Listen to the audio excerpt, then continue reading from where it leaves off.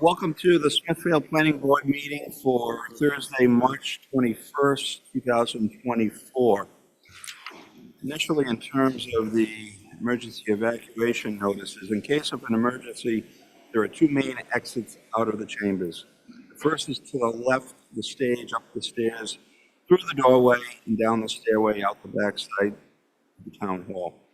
Second is out the back of the chambers to the exit doorway, to the stairway out the front of the town hall. The men's facilities are through the back of the chambers, past the stairway, around the corner on the right. The ladies' facilities are through the back door of the chamber, straight up the stairs and on the left. Please do not use the elevator in times of emergency. Okay. Review of the minutes for February 15th, 2024. February 29th, 2024, and March 11th, 2024. Open for discussion of the members. Any proposed changes, additions?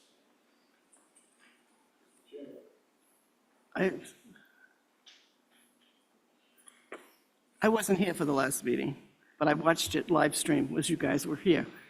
And I think Ms. Bovis left early. Correct. So it should be reflected in here. I don't think it is. It is not? It is not. Okay. Any issue with the reflecting that Member Bovis left early? Okay. We have a motion to approve the minutes as amended with Ms. Bovis leaving early from the session of March 11th, 2024. Mr. Chairman, I make that motion. We have a second. Second. All in favor? Aye. All not in favor? I'm going to abstain from the March 11th. Okay. All not in favor? The ayes have it with the abstention. Chairman, I think just for the record, I left around 7 p.m. or so. That's consistent with my understanding. Mr. Chair, Member Bovis was reported absent for February 29th, so she gets votes on that. Okay. Should we take them individually? All right. Let's begin again with minutes for February 15th, 2024. Any further discussion regarding amendments or changes? Do we have a motion? Motion to approve. February 15th. Motion to approve. Second. All in favor? Aye. All not in favor? The ayes have it. With respect to the February 29th, 2024 meeting, any further discussion? I do have an amendment to suggest. It says that I was absent, but there's no excused delineation next to that.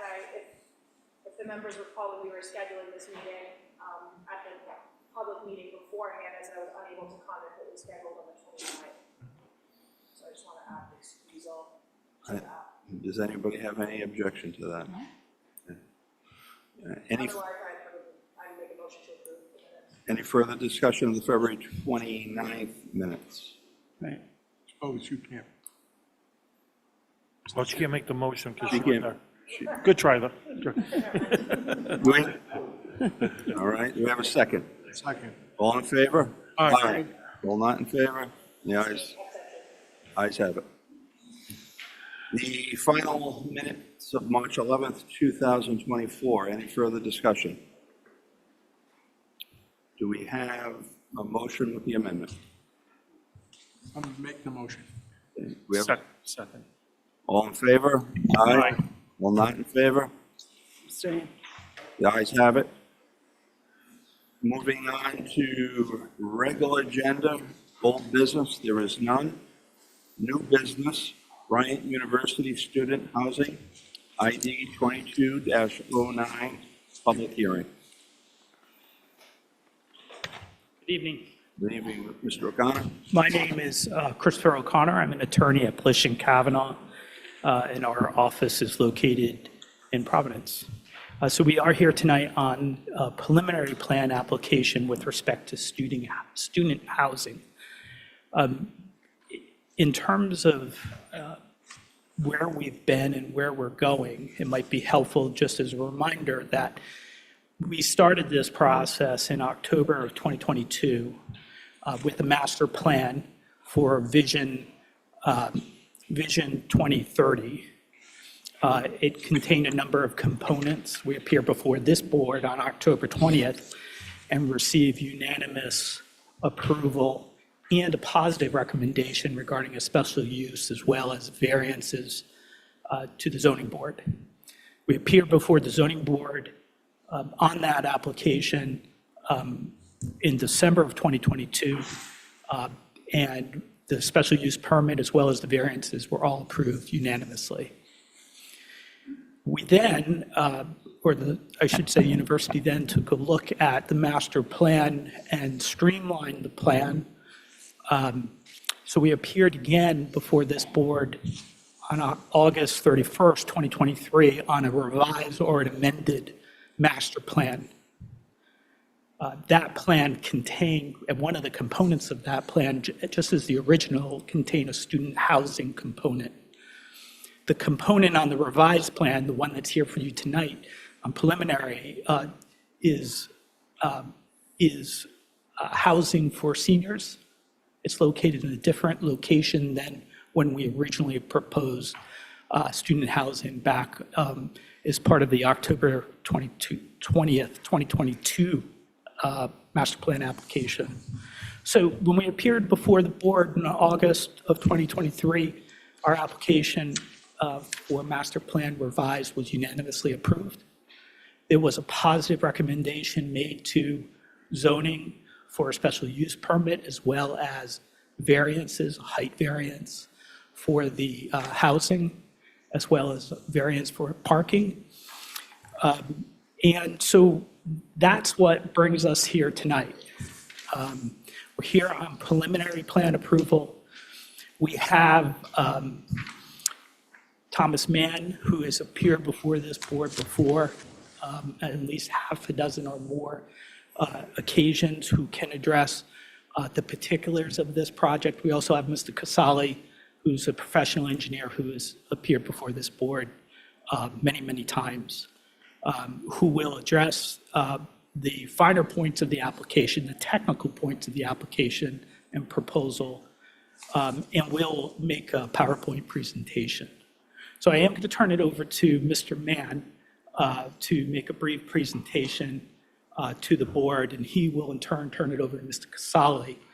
I would note that we are, as part of what we're asking for tonight, we're asking for approval of the preliminary plan. We're also, as part of that, asking that final plan be done administratively, as we have done, as it has been done in the past. And I think Mr. Mann can address some of the particulars. This is an important sort of fast-track project for the university with a number of deadlines and goals that the university is trying to meet. So with that said, I'm going to turn it over to Mr. Mann. Thank you, members of the board.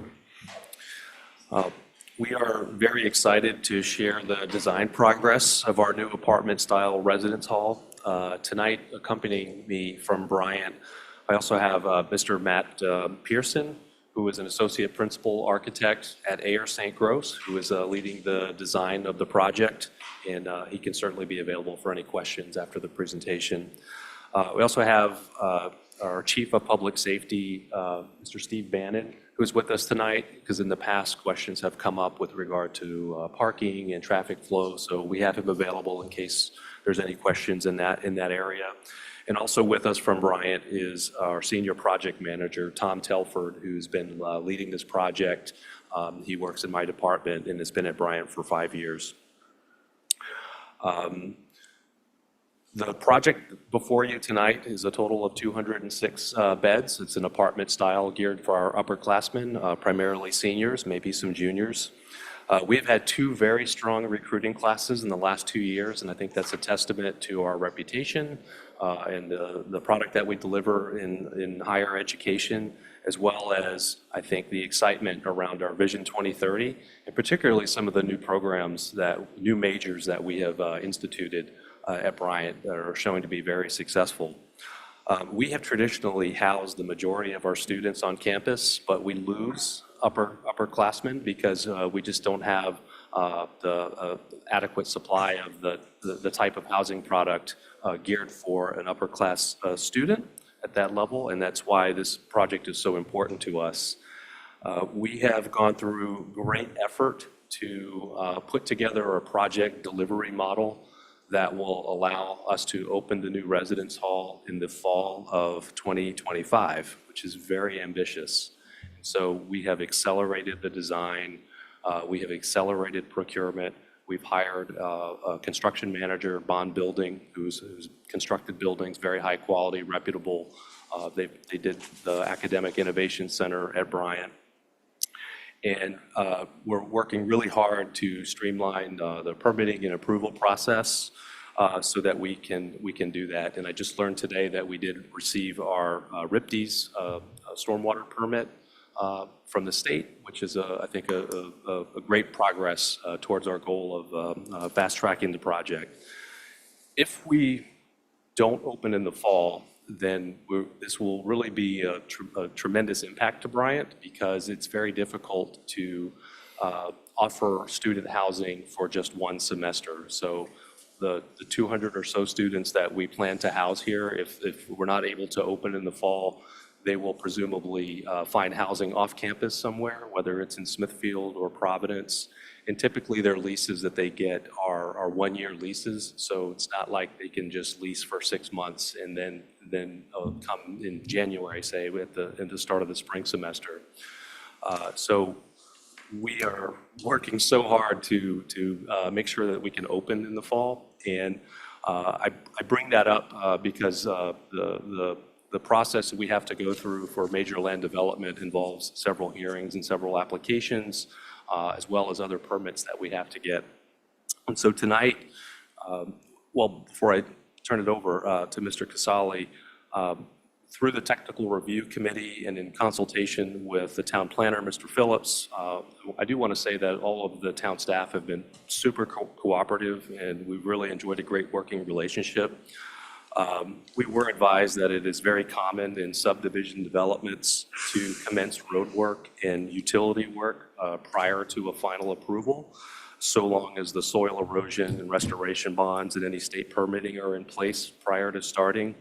And so Mr. Phillips has advised us that our application is very similar to that as a major land development, and that the regulations are silent on what level of approval is required. And so tonight, we seek a favorable decision on the preliminary plan approval, but we also ask that you acknowledge consent of our intention to commence just site work and foundations only, subject to approval of soil erosion and the RIPDES permits, which we did just get today, minutes before coming here. And I think that's consistent with the interpretations of in cooperation of the town's administrative officer pertaining to those matters. So I just want to focus on how important the timeline is on that and our commitment to try to deliver this project for our students and the community. At this time, I'll turn it over to Mr. Casali, who will go over the presentation we've prepared. Thank you. Thank you, Thomas. Mr. Chairman, members of the board, good evening. Just for the record, my name is Joe Casali. I'm a registered professional engineer with offices at 300 Post Road in Warwick. If I may, Mr. Chairman, quick PowerPoint presentation so that we can build upon what we know is the student housing project. So again, you've all seen this map many times now in terms of the university. As Attorney O'Connor stated, master plan approval campus-wide was back in August of last year, received a special use permit from the zoning board back in September, and we're here tonight for preliminary plan approval for a student housing project. You know, it's a large one. It's 39 apartments plus a staff apartment, which is a total of 206 beds. I'll quickly go through the program in a minute. You can see that it's tucked into the campus. You probably aren't going to see it from Route 7. It's about 1,000 feet. As the crow flies from 7, it's a little ways in as you come through Jacobs Drive. And so there it is, the residence hall, about 89,000 square feet, 5-story, 39 apartments for the students and 1 for the staff. As stated, about 206 total beds. When you look at this building, it's impressive. That's a beautiful building. We've got the architect here in-house. I think it's going to be quite attractive and fit in quite nicely with the university.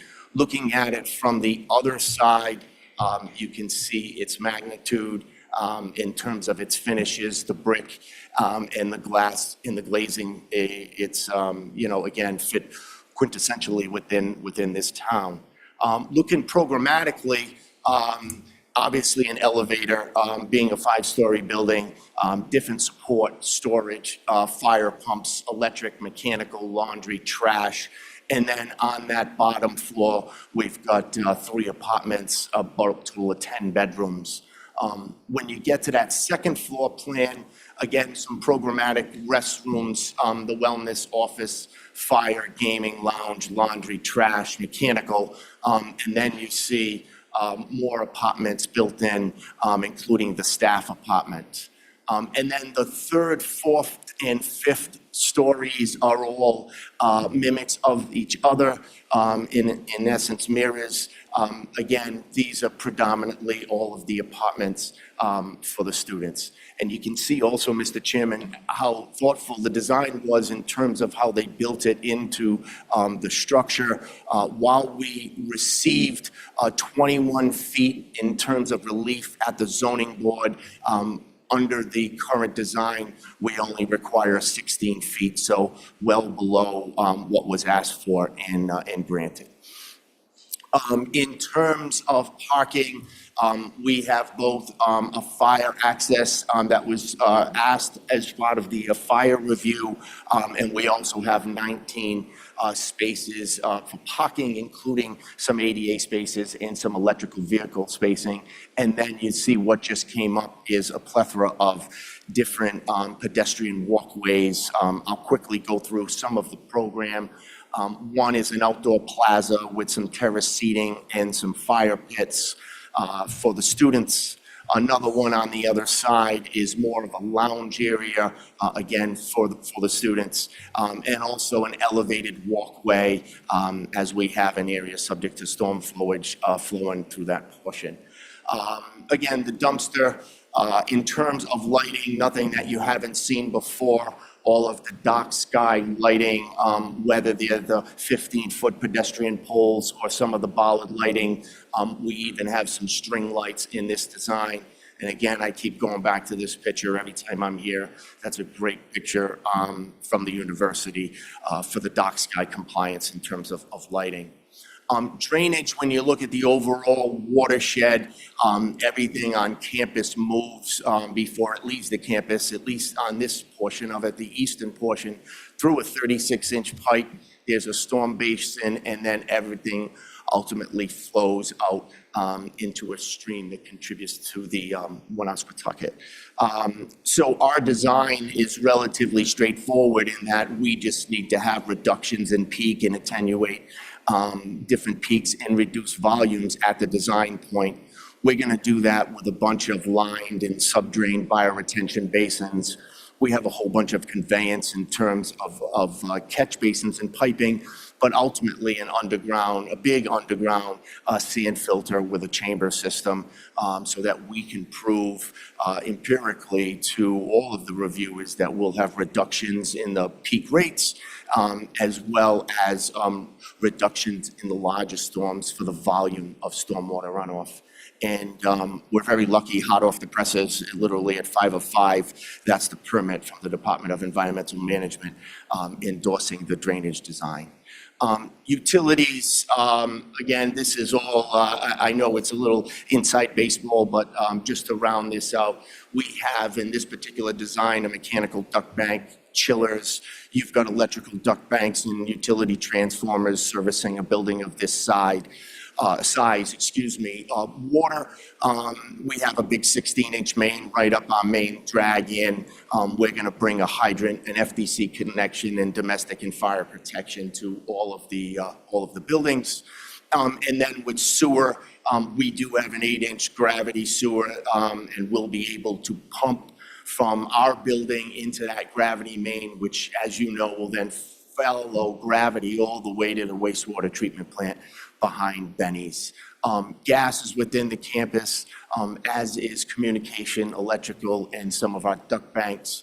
And just again, Mr. Chairman, we were back in front of this board in August, which we received a positive recommendation to the zoning board and also our master plan approval. Subsequently went to that zoning board and received our special use permit, specifically with also a dimensional variance on height, which we are not going to exceed.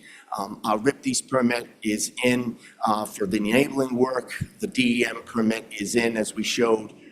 We've coordinated deeply with the fire department. Lastly, we need soil erosion, which we're hoping will be in the coming weeks. Water, sewer, again, that DEM permit that came in today, and with your permission, preliminary plan approval, final to the administrative officer, because we'd love to get started building this building as soon as possible. Mr. Chairman. Thank you. Welcome.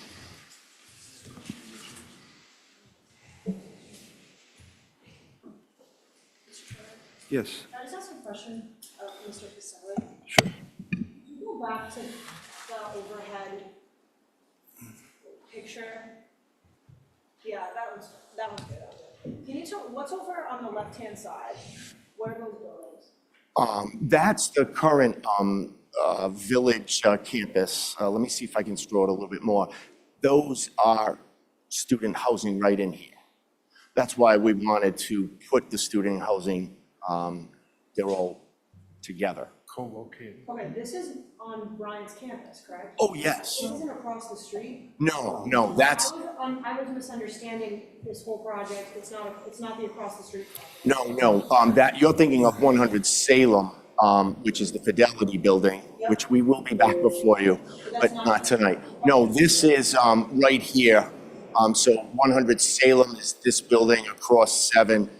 This is going to be, I say deep within the Fidelity campus, within the campus adjacent to some of the other residence halls that we have. Okay, thank you for that clarification. And then can you go back to the fire hydrant picture, or? Yeah. I don't know if you know where that is. Looks like you do.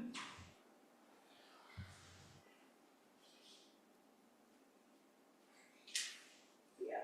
You said that that top area, that top kind of dead end road is the fire lane road. Right, so, I'm just wondering the proximity of the hydrant. I know it's kind of a silly thing, but shouldn't it be closer? yeah, it's, so the way that they will fight a fire, and it's interesting, it's something we all need to understand and know. They have different battalions that go in. And one of the battalions is going to set up right next to that fire hydrant on the east side. And they are going to pump water from their pumper truck into that FDC connection to pressurize that building. There'll be other divisions within the battalion that'll want to get inside the building. And we have access here. We will have access here. The marshal felt uncomfortable that we didn't have 360-degree access for ambulatory or a ladder truck that they may want to stage. And so he requested that we put that in there, and we of course complied. It's a good question, but now that I understand more about how logistically they'll fight fires, that was the premise of that. So that yellow FDC connection, what it does is, if there's a fire, the hydrants, and I mean the sprinklers are going to go off, but then we'll be able to pump and take out more than just what's gravity. We'll be able to suck out of that hydrant and then push right through. So now those sprinkler systems aren't operating as if just the hydrant is open. we actually have a pump on there. And so that's why, different battalions, they're made up of pumper trucks and ladder trucks and so forth and so on. Okay. So not an issue or inconvenience to the fire department or anything, like there's plenty of strength, it sounds like. Yeah, and I mean, they were at, and have been at all of our technical review committee meetings. And of course, if this board wants to make an approval subject upon, I don't know that I have everything in writing from Marshall. I'll rely on Mike Phillips. Again, I know the Marshall was there. I believe, to the best of my knowledge, we have incorporated everything that they've wanted, and they're greenlighting this project. And then finally, my last question is, I did hear some feedback from some residents that live on John Mowry Road in Drayton. Yes. I guess that side of John Mowry Road, that abuts Drayton Road. I think there's been a lot of drainage problems recently over there. I've heard from multiple residents on John Mowry specifically that their grass / garden / whatever has been just washed away completely. I did actually go out to a home and saw it for myself. So I just have some concerns about the water. I know you addressed the drainage, but it's my understanding that there was some retention ponds that filled up at Bryant and there was overflow. Is that correct? Yeah, so we have actually met with all of those neighbors on John Mowry. We will continue to meet with them and work with them. What I'm trying to get to here is this is not within, this will have no adverse effect on any residents in John Mowry Road. All of this water is going easterly through this stream and, in a southeasterly direction down Route 7. What the issue is, to my knowledge, on John Mowry Road is in this area of the indoor athletic facility, that there has been water in the past. What we're working through now is this an outbreak from our pond? We have engineering data and science to prove that it's not. And I think the next step for us is we're probably all just going to get in the woods and take a walk together. Because I'm not seeing what they're seeing. My surveyor is not seeing what they're seeing. And I've walked that site from their property line to our building, and I don't see it as a contributing factor. While I do understand that they may be getting water today that they've never gotten ever in the past, if following NOAA data, this has been the worst rainfall event since they started measuring. So that is entirely true, what they're saying to you. I think the disconnect is it's not coming from that detention basin from the indoor athletic complex. In reality, science is telling me that it's reduced their problem because it's infiltrated and intercepted all of that stormwater flow. Okay. And I understand that this site is far from that area. I don't want to affect, or as you say, not affect, I guess, whatever, other residences in other areas of town that the site is closer to. Well, I think, I said to myself, it's the natural consequence of putting concrete instead of dirt. The water needs somewhere to go. and we're putting it into the drainage system, if I may show you, and I think it's seconded that we have a state permit for this. We have a DEM permit, and that's not something that comes lightly. That's months and months of engineering review and proving to the state with calculations that this is not going to adversely affect anyone. And when you look at the drainage on this project, you can see that drainage, that green, that is as big as the building. That's close to an acre in size in terms of drainage. And that's where all the water goes. So it gets into that drainage basin until the storm passes, and then it's slowly metered out. Now, looking specifically at this drainage where it goes, there's no residents even nearby. Once it crosses through this open land, it's in an open tributary now all the way to the Stillwater Pond. So there are no residences for it to affect. That's correct. And this is far away. In fact, I'm other side of the campus, in the John Mallory section of road, That's correct. talking, correct? Yes. Residents there, but that property is owned by who? The property is owned by. It is, and as long as we're not increasing the runoff to that property, that's why we're getting permits from the state and expect to get one from the town. Water always flows from the highest point down historically. The rule is you can't put more water on someone's property, but water will always flow into that. That's why the river's there, right? Because everything flows into that pond. That's right. And DEM would want you to be 200 feet away from either side of the banks of that pond.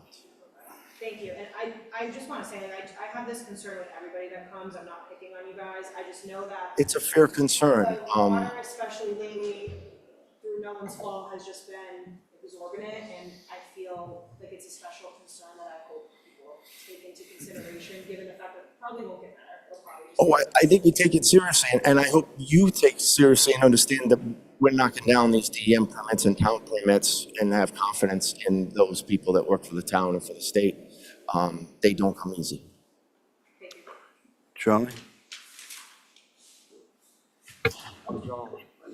Mike, our first question is going to be in the result of Mike Phillips' concerns. Have you read them? Yes. Okay. And where is that stream that he's talking about involved in? There's a stream that you're flowing through. Right, so that, The stream that he's concerned about. Where is that? That's the diagonal stream, right? That right, runs from that's, left to- that's right. There's a stream in here, and that's why we have that bridge in that one area. And it was classified by our biologists.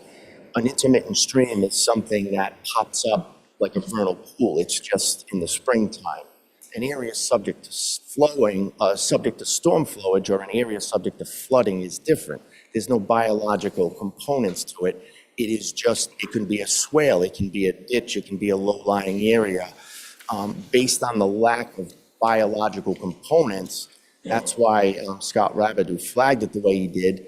And again, Charlie, I'm going to hang my hat on, we received not one, but 2 permits from the Department of Environmental Management concurring with that assessment from Scott Rabideau.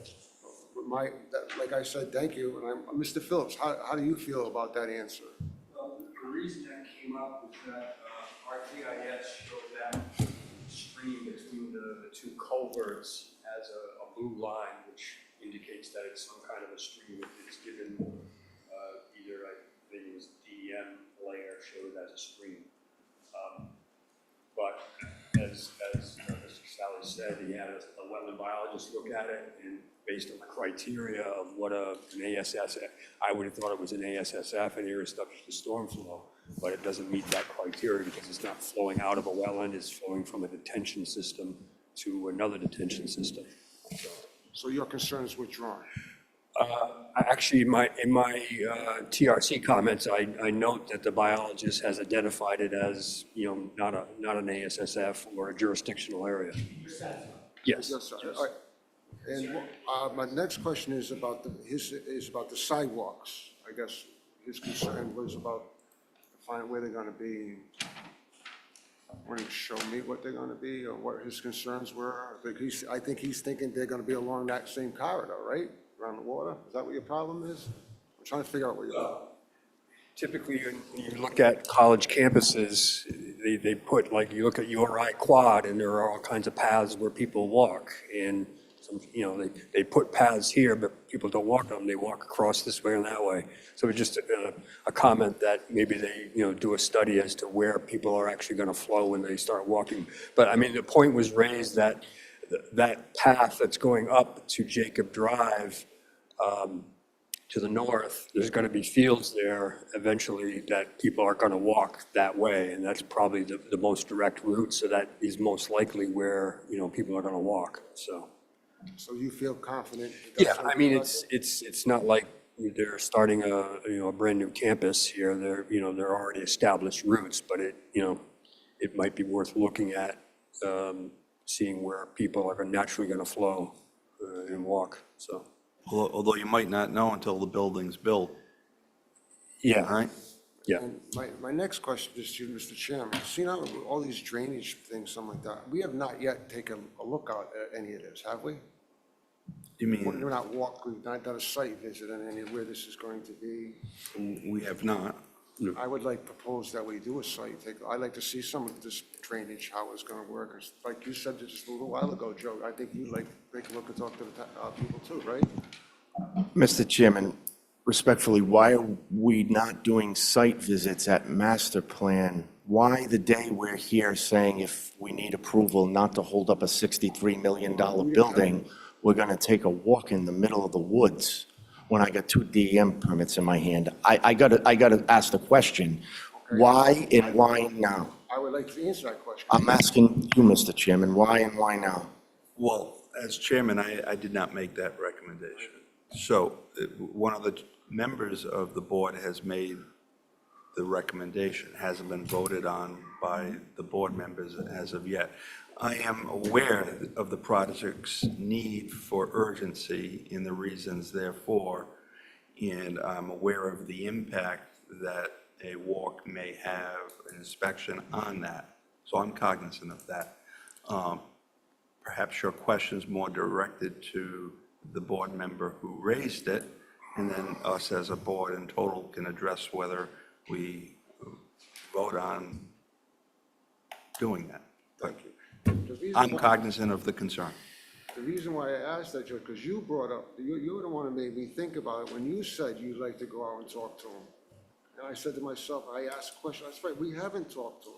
She's talked to him, we've just got all this new information, so that's probably why we didn't ask for a site visit before. Talk to who? So it's your concerns that actually made me sort of concerned to bring it up. It's not that I'm looking for a problem, but I can understand what you said, I can understand what she said, and I'm just asking him a question that we haven't done it.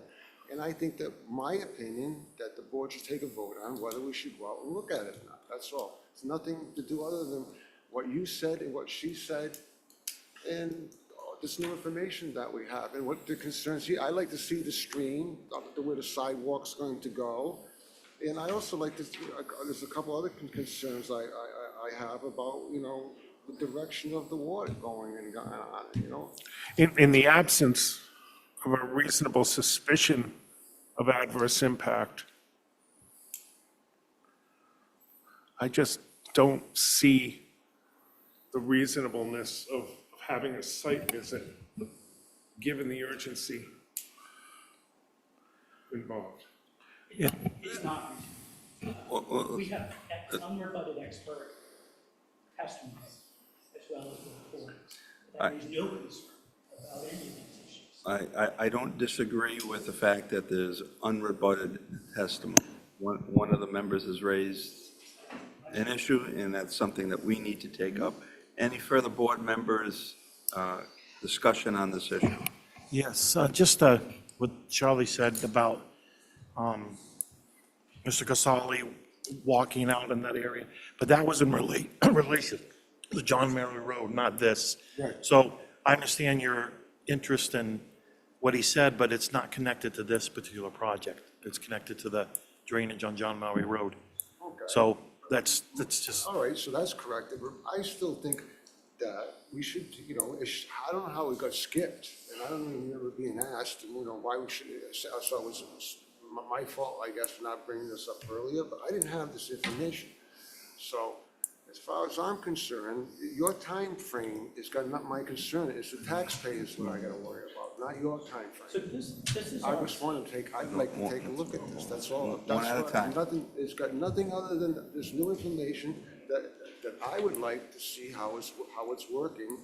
Let's take a vote. I didn't have it before. And if it gets outvoted, that's fine, but I just want to put on the record that I asked for it, and that was it. It was voted down, so that's fine with me. I'm not here to scratch and fight about every little thing that I say. But my point of the matter was, that's it. So the chairman can say, take a discussion, take a vote on something, but I don't think you should tell the chairman not to have a vote. That wasn't proper of you, Mr. Casali, to tell him not to take a vote. I was asking to take a vote. I'll decide what's proper, what's proper, Oh, well, what's can you not just proper. decide Yeah, what- I understand. Was You- it you- proper? hey, Was you- it you proper for make- him to talk to you about that, to me? It wasn't proper. You speak directly through the chair.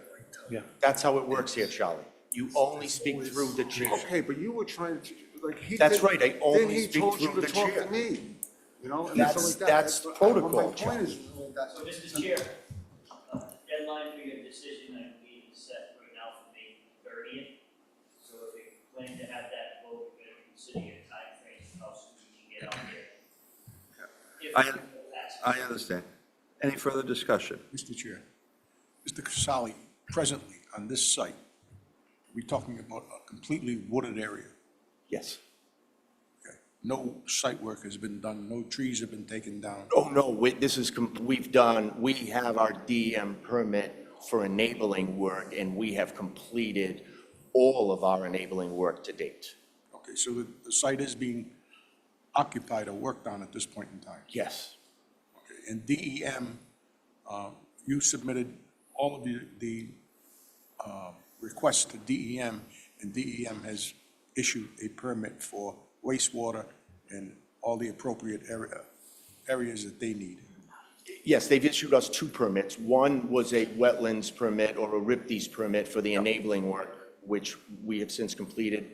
The second was now to finish the entire project. That's the one we have today. It just does not include wastewater because that's just, we don't have a septic system here. Okay, thank you. Yes. Catherine, did you have a comment? No, I think we should vote. Do we have a motion to take a vote on a inspection? John, you got a motion? All in favor? Wait a second. Second? No, I'm not. It just has to be seconded. I understand. Do we have a second?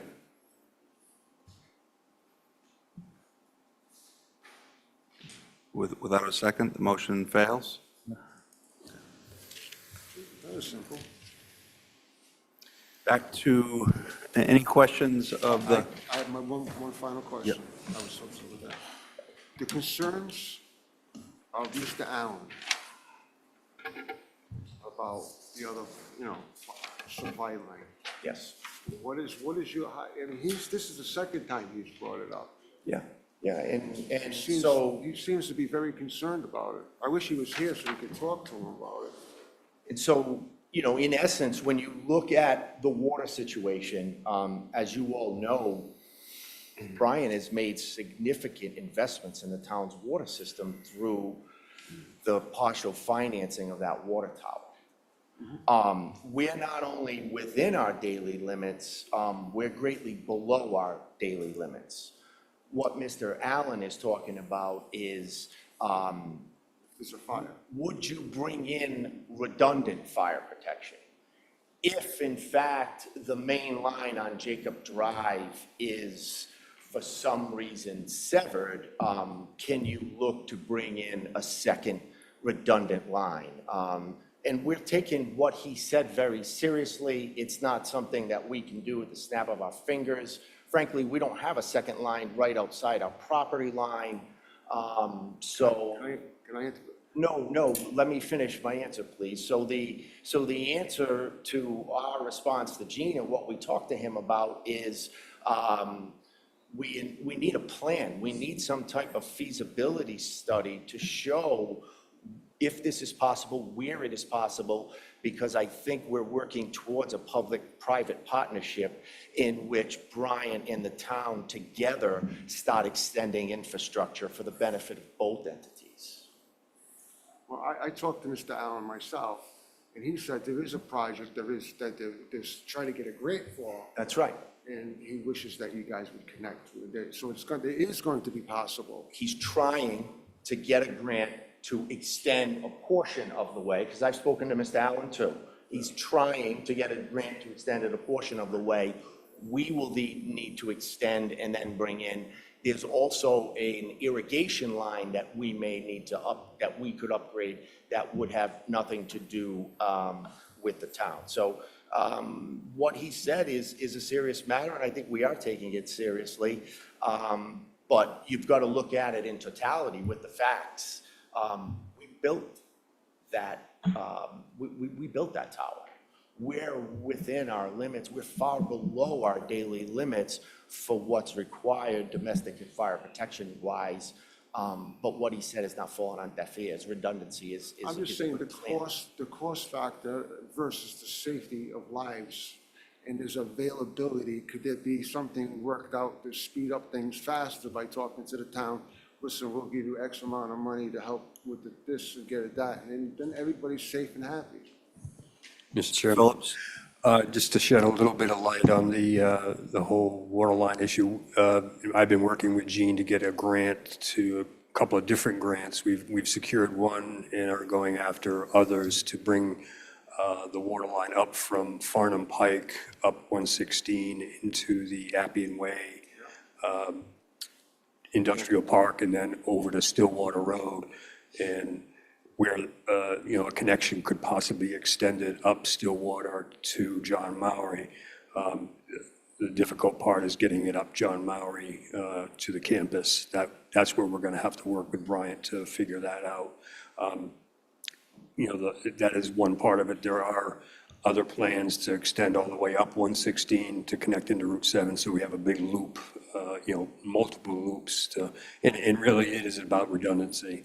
I mean, it's not a question of capacity that they have right now. It's more of just having a redundant system, and that's what Gene is trying to accomplish throughout the system. Where we have a tree and branch, he constantly reminds us we have a tree and branch system that has a lot of terminuses that it's not great for water quality. We have dead ends and things like that, and having redundancy is really important in that corridor. We've seen a water line break going over the 295 bridge on Route 7 and the havoc that wreaked. It's happened, yeah. Yeah, so, I think it's me personally, I think he's, I wouldn't want anything on my, reason why I'm bringing it up, because he thinks this is the second time he thinks it's very concerning. So I spent some time, I went and talked to him, and it didn't seem like a big thing for me, for the university and the town to get together and spend a little well, bit of money. it is a big thing. I know, It is a big thing. $2 million. Yeah, it is a lot of money. But to save one life over it. No, I understand that, and I think Brian is coming to the table to talk to us about that, so it'll happen in due time, no doubt. Well, yeah, like I said, these are not my personal fights. These are the things I bring up by the technical review board. I'm not taking anything personal with you, Joe. What I'm saying, I'm just trying to get some answers to why these people have concerns. That's all I'm doing. And so he's getting the answers, so, Mr. Chairman, I would like to just address the water redundancy issue. In my 5 years at Bryant, we've been very lucky that we've had excellent reliability of the water. And as Mr. Casali mentioned, Bryant has previously made significant investments in the current infrastructure. This issue first came to my attention within the 2 years that we've started our master plan process, and I first read it and became aware of it due to the notes in the technical review committee notes. Since that time, no one from the town has officially contacted us with any specific request, but I have been kicking this around just within my department because we agree that redundancy is essential. I have spoken with my boss, who is the CFO, and expressed, I think it would be a good idea for us to contribute towards the goal of getting redundancy. But it's difficult for me to make a commitment here tonight that we'll do that because I have no idea what the costs are. I don't know who the engineers the town's working with, but we are certainly willing to participate in some way, and even if it means contributing to initial feasibility, we're very open to that. We just need to get together to do that. I think that's a totally separate matter from this project because, as we've noted, we have the capacity, we're well within our daily and annual limits, and we have good reliability. So I don't want to get too bogged down pertaining to this application, but we're certainly committed and willing to participate. We just need to work out details about how we can help the town extend water service to this part of town. We're not opposed to that. In fact, we'd be supportive of contributing some way. Well, your comments certainly are appreciated, that you recognize a concern in the willingness to work with the town officials, and perhaps the town officials will take you up on that, and they can have some type of meeting to further discuss and see if we can do something to make everybody happy on that issue. Because my understanding is that there's quite a distance that we've got to accomplish to get water service out to this part of town, so we just need to better understand what's required so we could better tell you how we could participate in that. As the proposed as-built, or the proposed design is consistent with code requirements, as is, irrespective of the redundancy issue. Is that correct? It's not a fire issue. It was a long-term planning request from the water department. Any further questions of the board members of Mr. Casali, or any further presentation on behalf of Brian? No, just to the extent that you have to open it up for a public hearing, just like the applicant. Yes, right. Like the applicant. Okay. It's now 6:52. We're going to open the matter for a public hearing. Anyone who'd like to speak, please come forward, providing your name and address.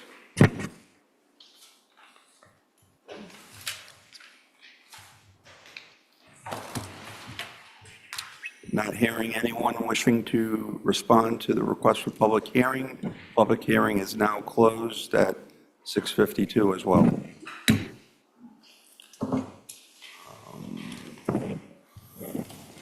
Mr. O'Connor? So, just to be clear, we are asking for approval of preliminary plan as it's been submitted. We're also asking that, as part of that approval, that it be noted that final plan can be done administratively through your planner. And also to the point that was made by Mr. Mann as part of his opening, which is the importance of the time frame that's at issue here. And we're asking as part of the approval that the board permit the site work, foundations, that type of work to get going even before final plan, which is customary with respect to a major land development. Anybody have any questions? None. I just have a question for the chair. I just want to clarify the timeline as I understand it for us. This is the final time we'll see this plan unless something significantly changes, right? Correct. So it'll administratively be approved if it's the same? Correct. Okay. I just want to make sure that's correct. Okay. Okay. Mr. O'Connor, are you complete with your presentation and witnesses? Yes, we are. The one final note I would say is because we've, and what we normally do when we make a PowerPoint presentation is ask that that PowerPoint be marked as an exhibit as part of the record. And we can submit, I don't believe we've brought a copy. I do believe we brought a copy, and we can leave that with the planner. Okay, we'll make the hard copy of the PowerPoint presentation as Bryant's Exhibit 1. Thank you. Any further discussion? No. I'm sorry, I just have another question for the chair, I guess for everybody. When it comes to starting preliminary construction and things like that, that's normal, right? It's been the practice of the Okay, I past. just wanted, okay. Okay, do we have a motion? Mr. Chairman, I would make a motion that we approve the preliminary plan and the recommendation that preliminary work, site work be completed, that the board accept the memorandum of the planning department and the documents that have been submitted with it, planning, that the subject to the copy of the Rhode Island DEM stormwater permit, and wetland permit, and soil erosion permit be included in the final plan submission, and that the final approval be handled administratively by the planning department. Do we have a second? Second. Okay, all in favor? Aye. All not in favor? Okay, the ayes have it. Granted. Any further business I just have a statement. on the record or off the Off the record? record, off the record. Close it and I'll make a statement. Okay. What's that? I said, close the meeting, and then I'll make Okay. a statement. All right, do we have a motion to close the meeting? Motion to adjourn. Okay, do we have a second? You did. Do we have a second? You got it. All in favor?